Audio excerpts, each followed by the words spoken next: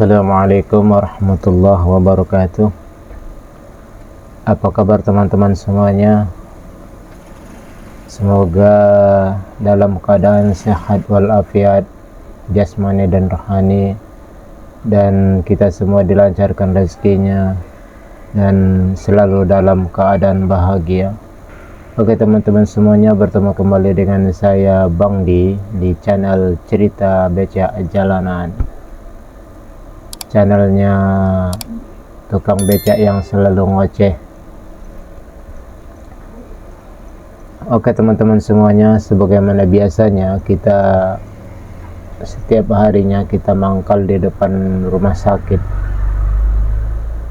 Ini salah satu rumah sakit di daerah Palembang, itu Rumah Sakit Bari. Rumah sakit ini adalah rumah sakit milik pemerintah.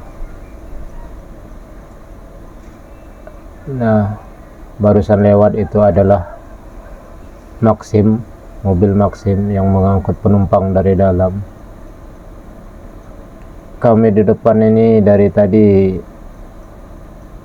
tidak menarik penumpang karena nggak ada penumpang yang keluar dan mau menggunakan kendaraan becak. Di sini sambil menunggu penumpang, kami para tukang-tukang becak ini ngobrol macam-macam lah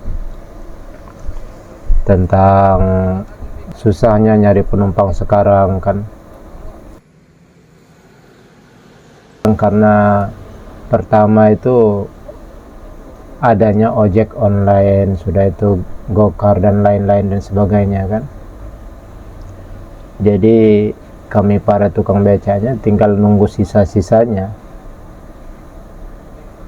Ditambah lagi rumah sakit ini kan, kalau dulu rame pasien-pasien yang pada berobat di sini karena status dia masih kelas C kan. Nah, sekarang status dia sudah B kan, naik tingkat lagi. Jadi dia tidak menerima lagi orang yang berobat jalan tuh secara langsung kan. Dia hanya menerima rujukan-rujukan dari puskesmas, dari rumah sakit yang lain kan. Nah, akhirnya penumpang yang ada di dalam ini, orang-orang yang berobat di rumah sakit ini sangat sedikit. Karyawannya banyak, tapi yang berobat tuh sangat sedikit.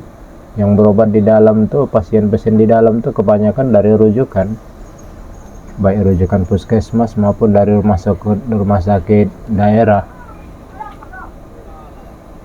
Nah, sedangkan dampak dari semua itu, kami para tukang becak ini tinggal pasrah aja. Ditambah lagi, setelah ojek online dan Gokar itu keluar, kami para tukang becak ini tinggal gigit jari. Karena penumpang habis. Hampir mereka semua yang narik. Nanti saya tunjukkan cuplikan-cuplikan para ojek online, para Gokar, Maxim Car, narik penumpang kan. Bahkan mereka masuk ke dalam. Kalau sebelum ada ojek online dulu, kami masih bisa dalam sehari itu dapat 100. Kalau sekarang boro-boro 150 aja susah dalam sehari. Oke teman-teman, nanti sebentar lagi saya akan tunjukkan cuplikan-cuplikan para ojek online Gokar narik penumpang dari sini. Sedangkan kami tinggal gigit jari. Nah, ini salah satu contohnya. Maxim Car itu masuk ke dalam untuk narik penumpang.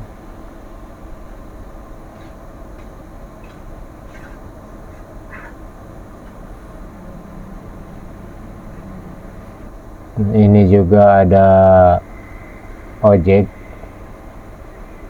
mau narik penumpang juga.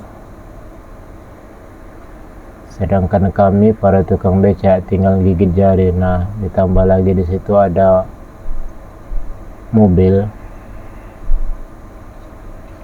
yang juga narik penumpang. Ini ada ojek juga nunggu penumpang. Ini rata-rata yang mereka tarik ini adalah para karyawan rumah sakit ini. Sedangkan kalau penumpang itu jarang.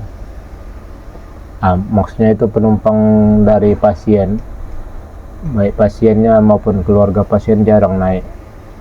Karena sedikit yang berobat di rumah sakit ini.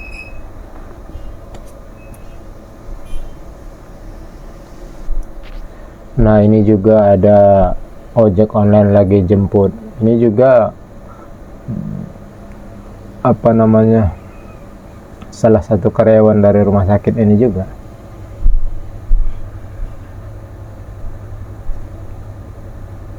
Begitu banyaknya ojek online, mobil online yang narik penumpang, sedangkan kami tinggal gigit jari. Kadang-kadang dalam sehari itu sekali 2 kali cuma narik dari sini.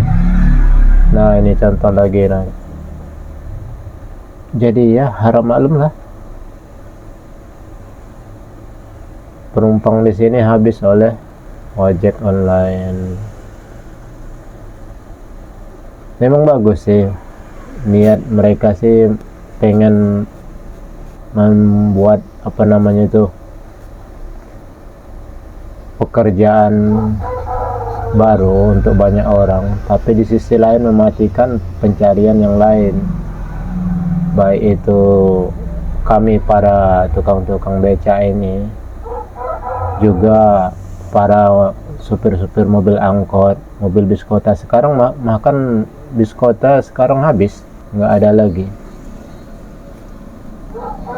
Dan para angkot-angkot juga ngeluh karena dalam sehari mereka jangankan mereka dapat duit, kadang setoran mereka saja tidak ada kan, tidak mencukupi karena habis oleh oleh ojek online, juga mobil. Yang lebih parah tuh sebenarnya mobil sekali angkut aja ada yang 7, bahkan ada sampai 8 orang dalam satu mobil itu. Kalau itu naik beca, wah luar biasa. Dalam 7 orang itu 8 orang itu untuk 4 beca. Sekarang setelah adanya online ini, baik itu ojek maupun gokar maupun Maximcar dan lain sebagainya, mereka babat habis semuanya. Jadi kami para tukang becak tinggal gigit jari. Nah, itu contoh di depannya ojek online juga. Nah, ini di depan saya ini lagi nunggu penumpang.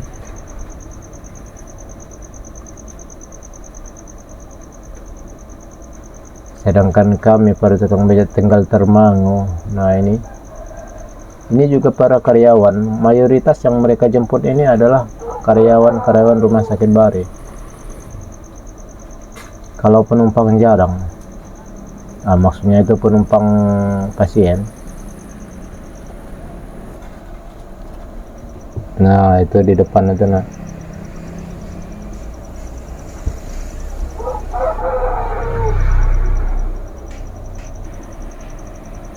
Nah, ini juga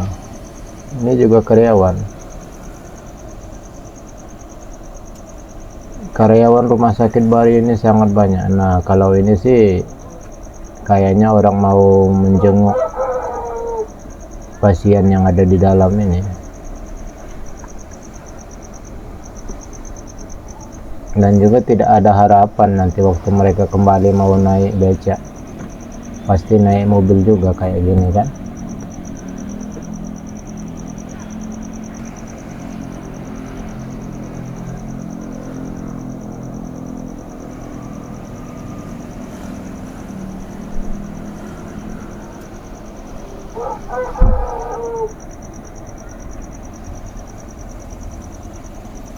Ya, beginilah nasib para tukang becak.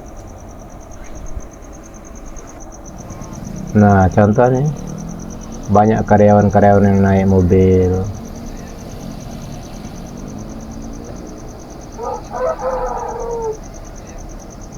Karyawan di rumah sakit ini yang naik becak paling ada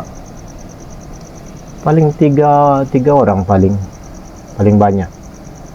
Itu yang terasa oleh kami sering naik becak kan. Yang lainnya nggak ada yang naik becak. Kebanyakan mereka naik ojek online, sudah itu naik gokar dan lain-lain. Nah, ini juga ada ojek online nunggu penumpang.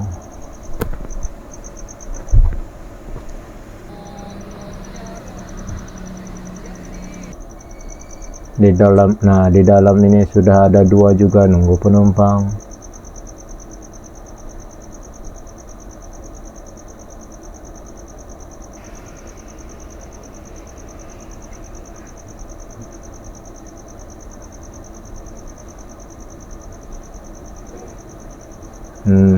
Ini satu lagi juga nunggu penumpang.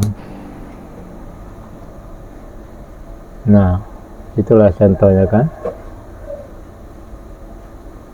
Ini mayoritas para karyawan. Karena rumah sakit ini karyawannya sangat banyak sekali. Tapi penumpang pasiennya sangat sedikit. Bahkan bisa jadi kalah oleh puskesmas. Saking sedikitnya orang berobat di sini. Mayoritas yang berobat di sini itu kataku tadi.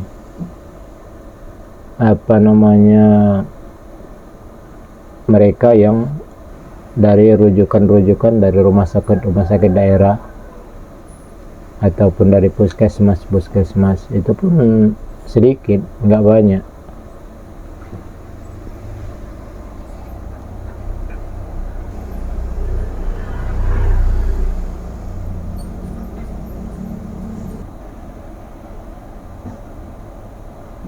Oke lah teman-teman semuanya, apapun itu harus kita syukuri walaupun sangat perih sebenarnya.